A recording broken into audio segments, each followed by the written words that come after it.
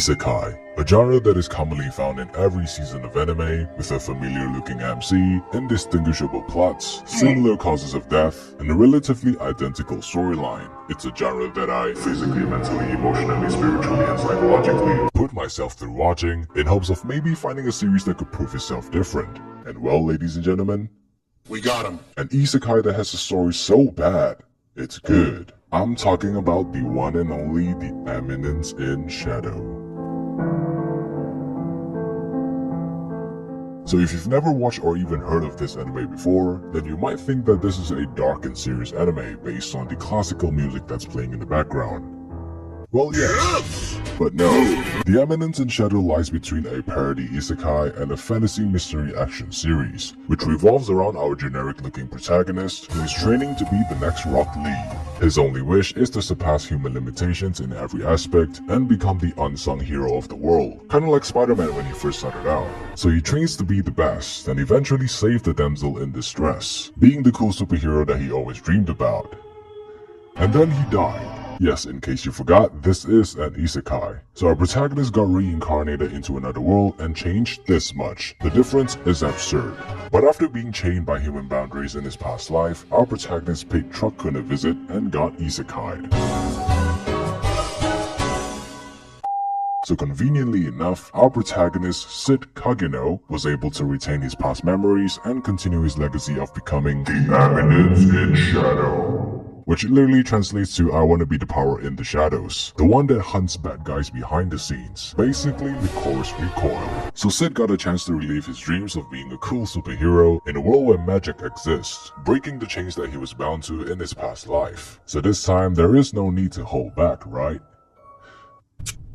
Wrong. Because with all the power that Cid has, he chose to be an NPC, which of course is a part of his grand master plan of not standing out, because he is the Eminence. So Cid lives his life as a normal character during the day, but becomes his dream persona during the night, battling an evil cult that he very much imagined in his head. And then comes the waifus, girls that he rescued at the age of fucking 10, creating his own harem that will fight against evil in the shadows. So Father Cid preached about his fantasy of being the human spider and defeating this evil cult that he randomly came up with. And Cid, or Shadow, basically turned into a religion and is worshipped by all the girls. They believe in the words of their savior and actually played along with his stories. And so the Shadow Garden group was formed to defeat the evil Cult of Diablos. Cid's dream of becoming the Eminence in Shadow was actually coming to fruition. But just as everything was building up to his expectations, it all came to an end.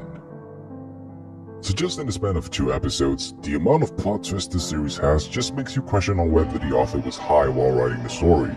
But as you watch on, the real stories begin to unfold. The harem grew bigger. The evil cult actually exists. There's actually a much deeper story that is tied with the characters. The lies that were told were actually the truth. And you begin to question yourself like, is this just a garbage plot or should I take this anime seriously? Is Cid just a delusional fuck or does he actually know what he's talking about? Did the author name him Shadow because he foreshadowed the entire thing? Is this anime somehow related to the Illuminati?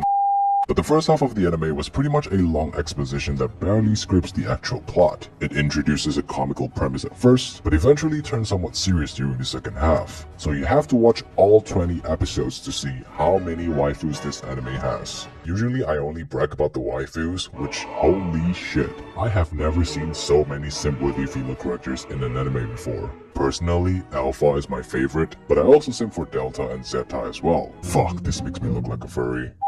But this time, I'm not going to rant on why one waifu is better than the other. Instead, I'm going to go on a 3 minutes deep dive critical analysis, character breakdown, knees weak, arms heavy, mom spaghetti presentation on why I like Cid Kagenou.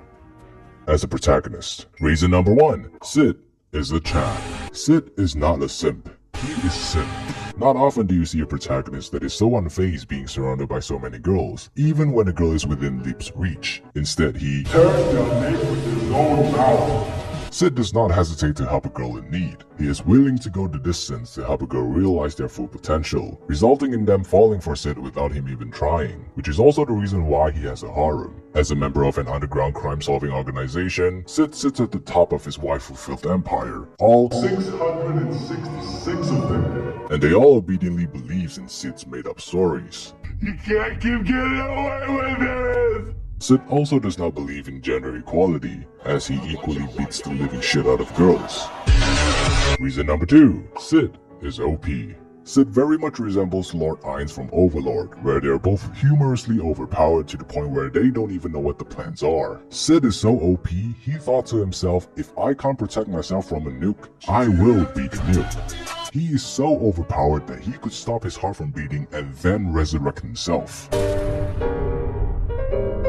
He's so OP that he could move his heart over to the side and not die. He's so OP that he threatened to nuke an entire fucking kingdom just to assert his dominance. But overpowered characters are often deemed as lacking of character development. But worry not, because reason number 3, Cid is an NPCs. I don't know when it started, but anime protagonists now has a trend of wanting to be NPCs, instead of being the hero of the story, just living their lives peacefully as a background character, which often doesn't end up that way, and reverse psychology apparently works. So, I want to be broke, I want to live on the streets and get absolutely no bitches. But Cid is both an NPC and an overpowered protagonist at the same time. So theoretically, the transformation from being weak to overly powered is technically considered a development, so... Reason number 4. Cid is a visionary. What's worse than a beta male protagonist? A beta male protagonist with no vision. Cid aims to be the mastermind of a group that lurks and hunts in the shadow, with no desire of recognition or appreciation. However, Cid envisions to be the most common background character and the coolest mastermind at the same time. And the lengths that this man will take to turn that vision into reality is just admirable. He literally stole an entire piano just to pull off his mastermind look. This man is the embodiment of all the badass superhero moments that we fail to materialize. Cid is our hero. Cid is a visionary.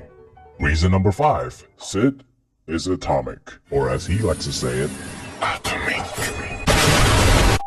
So after watching this anime, I can't deny that Cid Kagenou is one of my favorite protagonists of all time. I don't really care too much about how OP a character is, as long as he's entertaining to watch, which I think the author did really well in shifting the focus onto the other characters while still keeping the protagonist relevant. You also have series like Overlord, Classroom of the Elite, fucking Solo Leveling that has an OP main character, but still manages to create an entire storyline surrounding the protagonist. So I think you have all the reasons to watch this anime now. You've got a main character that's cringy good, plus the 5 reasons. The female characters also have their own backstories, not to mention all of them are just... The plot sounds so bad at first, but it actually gets good as you watch on. The fight scenes though were pretty brutal and violent. The amount of bloodshed this anime has could potentially get this series banned in China.